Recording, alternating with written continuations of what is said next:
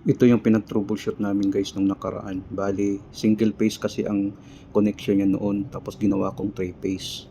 Kasi ang motor 3 phase, tapos ginawa nilang single phase, naglagay sila ng capacitor. Ngayon may duda ako sa capacitor. Madalas kasi yung isang motor ayaw gumana.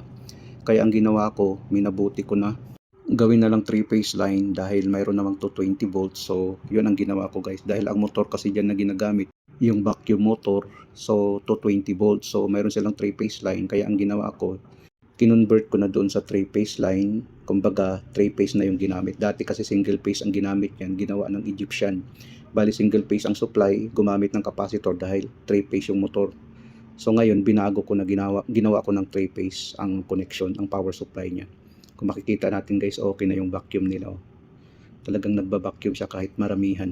Yan na yung resulta niya. So ganun na pag mag-troubleshoot guys, dapat marunong ka rin mag-analyze lalo na sa mga baguhan. Dati kasi single phase ang power supply niyan, ginawa ko ng 3 phase dahil mayroon namang 3 phase na 220 volts sila.